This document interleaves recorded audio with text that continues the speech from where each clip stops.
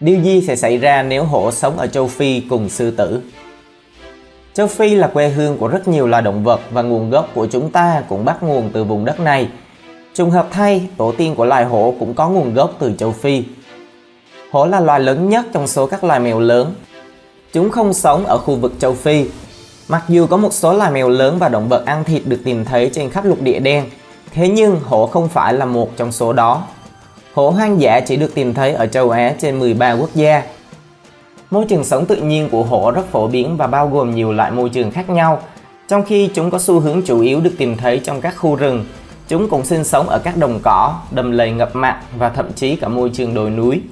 Những sinh vật oai vệ này có thể được tìm thấy ở Trung Quốc, Indonesia và Đông Nam Á, đến Ấn Độ và một số vùng của nước Nga. Trong khi lãnh thổ của chúng từng rất phổ biến, nạn săn trộm và mất đi môi trường sống đã khiến các quần thể của nhiều phân loài hổ có nguy cơ bị đe dọa nghiêm trọng. Tổng cộng chỉ còn lại khoảng 4.000 con hổ trong tự nhiên ở châu Á. Một bộ lông hổ có thể có nhiều màu sắc khác nhau. Màu sắc tiêu chuẩn của hổ Bengal là cơ thể màu cam có các sọc đen dọc hai bên. Trọng lượng của hổ Bengal đực có thể dao động từ khoảng 180 đến 250 kg, trong khi trọng lượng của con cái là khoảng 100 đến 160 kg. Loài hổ Siberia từng được xem là loài hổ lớn nhất, nhưng hiện nay đã nhỏ đi đáng kể. Con đực nặng trung bình 176 kg, còn con cái nặng trung bình 118 kg, tức là còn nhỏ hơn cả sư tử châu Phi. Tại sao không có hổ ở châu Phi? Mình đã khẳng định rằng hổ hoang dã không phải là loài bản địa của châu Phi. Mặc dù các bạn có thể tưởng tượng rằng chúng sẽ hòa nhập tốt với các loài động vật hoang dã châu Phi với tư cách là kẻ săn mồi. Trên thực tế, hổ, sư tử và báo hoa mai có chung một tổ tiên mèo lớn. Chúng đều thuộc họ mèo Felidae, có nguồn gốc từ châu Phi. Khoảng 2 triệu năm trước, tổ tiên Felidae này đã di cư đến châu Á và tiến hóa thành hổ vằn. Các nhà khoa học không biết chính xác lý do tại sao, nhưng hổ không bao giờ di cư trở lại châu Phi sau khi tiến hóa và định cư ở châu Á. Người ta đã suy đoán rằng thời gian trôi qua và các chuyển động kiến tạo sau đó cùng các ranh giới địa lý đã khiến điều đó trở nên bất khả thi. Cho dù lý do chính xác là gì đi nữa, thì châu Phi chưa bao giờ là nơi cư trú của loài hổ hiện đại. Hổ có thể sống sót ở châu Phi không? Trước hết, rõ ràng là hổ rất thích nước. Đó là lý do tại sao chúng có thể ghét châu Phi, một nơi khô hạn và nắng nóng. Về thức ăn, mình không nghĩ sẽ có vấn đề gì đối với hổ, vì hổ ăn động vật móng guốc ở châu Á và ở châu Phi cũng không thiếu các sinh vật như vậy.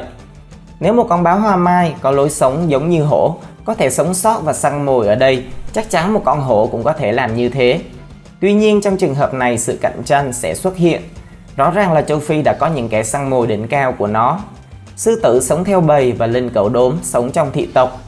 Một con hổ đơn độc sẽ không bao giờ chống lại được các bầy sư tử hoặc linh cẩu, cho dù khi một chọi một hổ có thể thắng đi nữa. Một con hổ nếu săn và giết được một con mồi ở vùng đồng bằng thì sẽ buộc phải nhường bữa ăn của mình cho những loài thích cướp mồi như sư tử và linh cẩu, hoặc chọn cái chết khi chiến đấu với chúng. Loài báo hoa mai có khả năng leo cây rất tốt, chúng có thể sử dụng cách này để giấu thức ăn trên cây hoặc trốn sư tử và linh cẩu. Còn loài báo Gepa thì có khả năng chạy nước rút tuyệt vời, khiến sư tử và linh cẩu không thể bắt kịp. Tuy nhiên tốc độ chạy tối đa của hổ chỉ đạt 64 km/h, ngang bằng với linh cẩu và thua xa sư tử. Linh cẩu có khả năng chạy bền tốt hơn nhiều so với hổ. Chúng có thể duy trì tốc độ truy đuổi mồi trong thời gian dài giống như loài sói. Nếu bị bầy linh cẩu truy bắt, hổ sẽ không thể chạy thoát, nó sẽ buộc phải leo lên cây. Nhưng khả năng leo cây của hổ là không được tốt bằng báo hoa mai, thậm chí là còn thua cả sư tử. Còn nếu bị bầy sư tử truy sát thì hổ dường như không có cơ hội nào. Hổ đực thì còn có thể đánh trả, còn hổ cái thì rất khó chống lại một bầy sư tử. Chúng ta vẫn thường nhìn thấy ngay cả những con sư tử đực trưởng thành đơn độc bị các liên minh sư tử đực khác đánh hội đồng và bị thương nặng, thậm chí là chết. Trong khi đó loài hổ lại thích sống một mình. Chúng có thể dễ dàng rơi vào hoàn cảnh tương tự. Cuối cùng, sư tử và linh cẩu không phải là điều duy nhất mà hổ phải lo lắng. Ở đây còn có các mãnh thú khác như trâu rừng và hà mã.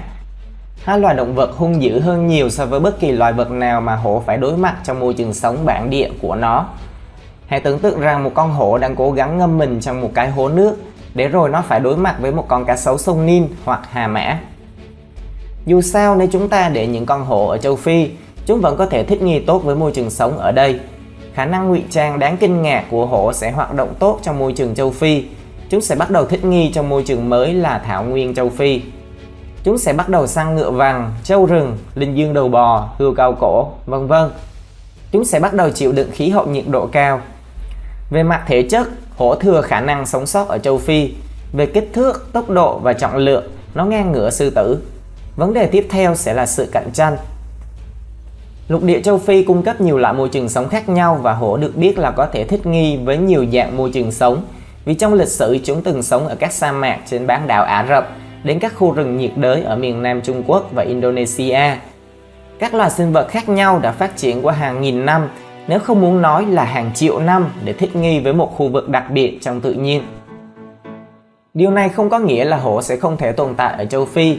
Hổ đã từng được nuôi dưỡng thành công tại khu bảo tồn thung lũng Lao Hu trên các trang trại cừu bỏ hoang ở tỉnh Free State của Nam Phi. Tuy nhiên ở đây chúng được sự quan tâm chăm sóc của con người chứ không hẳn là sống tự do, hoang dã. Trong quá khứ gần đây, hổ và sư tử đã cùng tồn tại ở Ấn Độ. Sư tử ở thảo nguyên, đồng cỏ và hổ ở gần rừng hơn, nhưng lãnh thổ của chúng đôi khi chồng chéo lên nhau ở các vùng ngoại vi. Vì vậy sẽ có một số xung đột giữa hai kẻ săn mồi đỉnh cao, vì chúng cạnh tranh nhiều con mồi giống nhau. Sau tất cả, hổ sẽ không thay thế được sư tử để trở thành kẻ săn mồi đỉnh cao ở châu Phi. Sư tử thường sống bầy đàn với 2 con đực, cùng 10 đến 15 con cái và con non trở lên, nên kết quả là một con hổ đơn độc sẽ bị giết mà thôi. Hổ có khả năng tồn tại trong rừng mưa lưu vực Congo châu Phi, nhưng chúng ta có một lý do khác để không đưa chúng đến đây, vì chúng sẽ săn những con tinh tinh, khỉ đột đang trong tình trạng nguy cấp. Còn trong các khu rừng ở châu Phi, chúng sẽ ảnh hưởng xấu đến số lượng bán hoa mai ở đây. Vì vậy, dựa trên các điều trên thì mình đã đi đến kết luận. Nếu loài hổ được đưa đến châu Phi, có lẽ sau đó dần dần chúng sẽ hình thành các nhóm tập thể giống như sư tử và cũng sẽ đi săn theo nhóm nếu muốn tồn tại trên các đồng cỏ. Tuy nhiên, để một loài sinh vật hình thành một thói quen mới cần rất nhiều thời gian, có thể là hàng trăm năm, thậm chí hàng ngàn năm. Nghĩa là thời gian sẽ không chờ đợi loài hổ, chúng sẽ phải thích nghi ngay lập tức hoặc bị đào thải. Hoặc nếu hổ chỉ có thể sống đơn độc, chúng ta phải chọn những khu rừng có cây cối rậm rạp ở châu Phi để đưa chúng vào. Nhưng việc này lại sẽ ảnh hưởng đến những loài thú khác cũng sống tại đây. Tóm lại, chắc chắn việc để hổ tiếp tục sinh sống ở các khu vực mà chúng đang ở sẽ là hợp lý nhất, không nên di chuyển sang châu Phi. Ngoài ra, những điều mình vừa nói cũng không phải là đánh giá thấp loài hổ, mà vì mỗi loài sẽ có một môi trường sống phù hợp với mình mà thôi. Sư tử và linh cẩu đốm cũng sẽ gặp khó khăn nếu như chúng phải sống tại châu Á. Đó là quan điểm của mình, còn ý kiến của các bạn thì sao? Mình đang chờ câu trả lời của các bạn trong phần bình luận. Bây giờ xin chào và hẹn gặp lại.